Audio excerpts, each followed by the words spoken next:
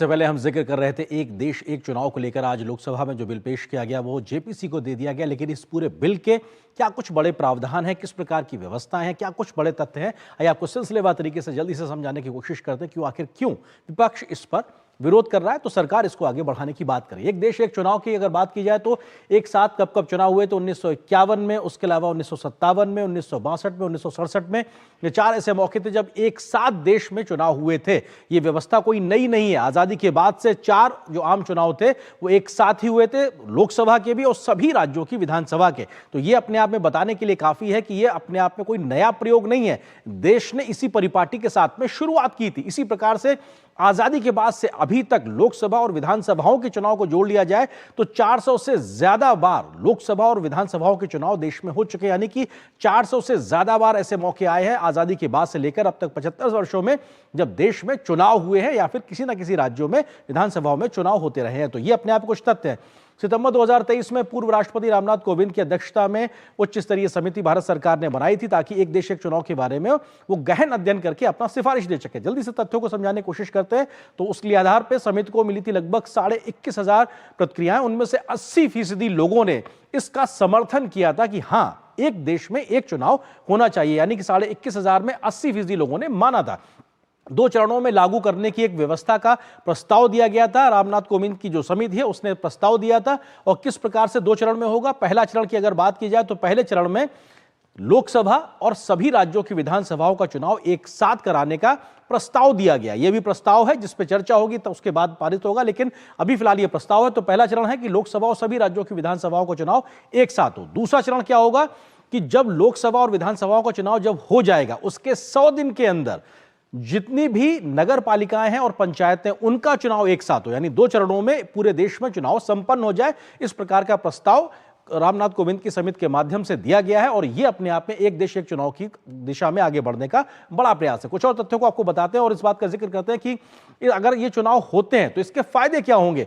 शासन में निरंतरता को बढ़ावा मिलेगा, नीतिगत निर्णय लेने में देर नहीं होगी क्योंकि चुनाव के समय कई बार जब आचार संहिता लगी रहती है तो फैसला लेने में दिक्कत आती है।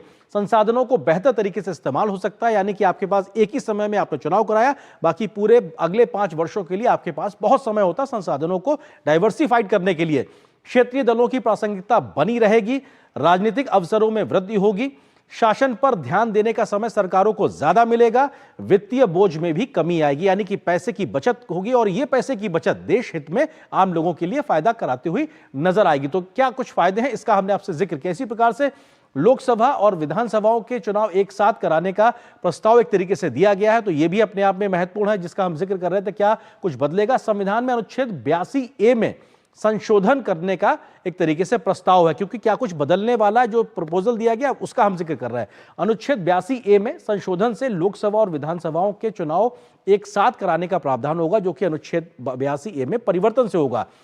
संसद के सदनों की अवधि के लिए से जुड़ा हुआ अनुच्छेद 83 भी बदला जाएगा। जो प्रस्ताव किया गया उसमें 82A और 83 जो अनुच्छेद है उसके बदलने की बात की गई है। राज्य विधानसभाओं की अवधि से संबंधित अनुच्छेद 172 में भी बदलाव का प्रस्ताव दिया गया है। तो ये भी वो तमाम प्रस्ताव है जो कि अमेंड किए जाएंगे, बदले जाएंगे संसद की स्वीकृति के साथ में। विधायिकाओं के चुनाव से जुड़े प्रावधान करने की संसद की जो शक्ति है उससे जुड़ा हुआ 327 अनुच्छेद 327 है, उसमें भी बदलाव किया जाएगा। 2029 के चुनाव के बाद लोकसभा की पहली बैठक की तिथि राष्ट्रपति अधिसूचित करेंगे। ये जो प्रस्ताव है उसका जिक्र है कि जब अगला लोकसभा चुनाव 2029 में होगा उसके बाद में पहली बैठक आहूत करने के लिए राष्ट्रपति उसकी अधिसूचना देंगे और अधिसूचना जारी करने की तिथि से अगले 5 वर्षों का कार्यकाल गिना जाएगा। यानी जिस दिन पहली बैठक की अधिसूचना जारी होगी उससे अगले 5 साल के लिए टर्म को काउंट किया जाएगा लोकसभा और सभी विधानसभाओं के लिए। 2034 से सारे चुनाव एक साथ कराने का प्रस्ताव है, यानी 2029 से काउंटिंग शुरू होगी 5 साल के लिए। उसका 2034 में जो अगला प्रस्तावित जो लोकसभा का चुनाव होगा वहां पर जाके लोकसभा और सभी विधानसभाओं के जो चुनाव हैं वो एक साथ कराए जाएंगे। एक कुछ महत्वपूर्ण सवाल है जो अपने आप में जानना जरूरी है। सवाल यह है कि जिन विधानसभाओं का कार्यकाल पहले खत्म हो रहा है वहां पर क्या होगा। यह अपने आप में बहुत महत्वपूर्ण सवाल। उसका जवाब यह है कि लोकसभा चुनाव के साथ चुनाव कराने के लिए बची हुई अवधि के लिए होंगे मध्यावधि चुनाव।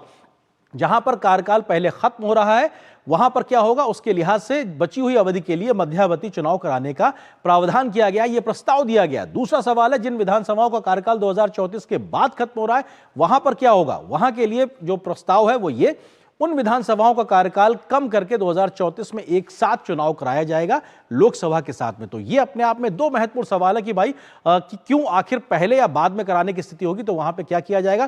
तो ये दो बड़े सवालों का जवाब यहां पे मिलता है। इसी विषय पे हम अपने मेहमानों से चर्चा भी करेंगे। फिलहाल एक छोटे से